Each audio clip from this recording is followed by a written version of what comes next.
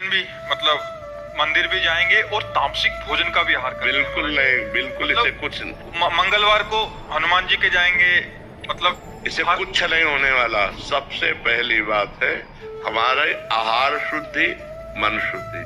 देहाती भाषा में कहते हैं जैसा खाओ अन्न वैसा बने मन।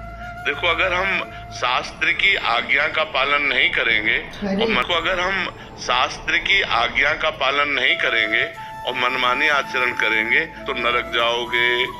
पहले आहार शुद्धि, मन शुद्धि। अगर जैसा खाओ अन्न वैसा बने मन।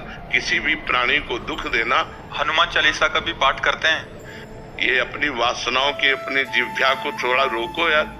शराब पीते हो, मांस खाते हो, अंडा खाते हो, इस तरह के व्यवहार करते हो और हनुमान जी और शंकर ये ऐसे प्रसन्न हो जाएंगे, ऐसे काम बन जाएगा? कुछ नहीं बन जाएगा।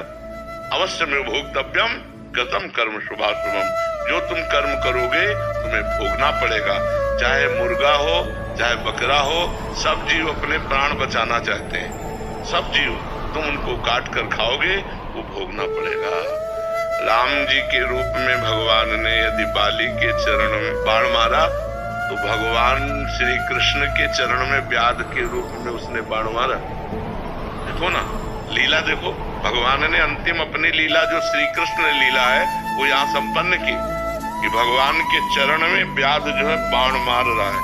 अब आप विचार करो, जब वो सरकार समर्थ होते हुए भी अपने लीला दर्शन कराते हैं। श्रवण कुमार के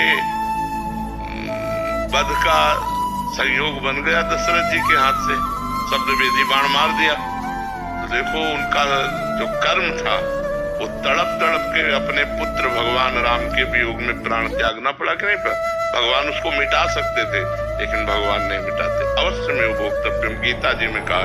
इसलिए हमारी प्रार्थना है कि तमोगुणी भोजन का त्याग करो, सात्विक भोजन और संयम से रहोगे तो तुम में जो बल आएगा वो एक महान पवित्र बल होगा।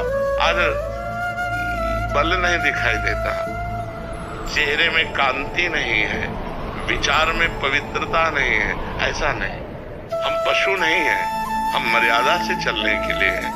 हमारी मर्यादा बनाई गई, शास्त्र मर्यादा हमारी कानून व्यवस्था है। यदि हम शास्त्र मर्यादा से चलेंगे, शास्त्र कानून से चलेंगे तो हमारा मनुष्य जीवन सार्थक हो जाएगा, नहीं तो निरर्थक हो जाएगा।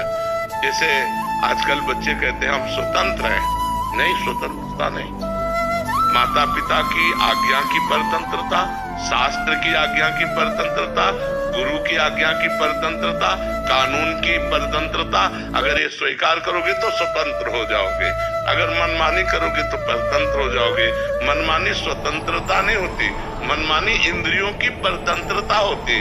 जो इंद्री कहती वही हम कहते हैं। आप अपने को स्वतंत्र समझते हैं, इंद्रियों के गुलाम, मन के गुलाम, तो स्वतंत्रता कहाँ है? स्वतंत्रता तब होगी जब हमारी बात पुनः समझ ले।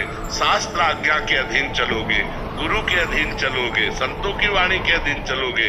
भगवान शास्त्र और संतों के रूप में विराजमान है तो आप स्वतंत्र हो जाओगे, माया मुक्त हो जाओगे। तो आचरण और भोजन ये दो का बहुत बड़ा योग है। अगर हमारा भोजन ठीक तो हमारे आचरण ठीक होंगे, हमारे आचरण ठीक तो हम भगवान को प्रसन्न कर सकते हैं। गंदा आचरण। और कल परसों एक प्रश्न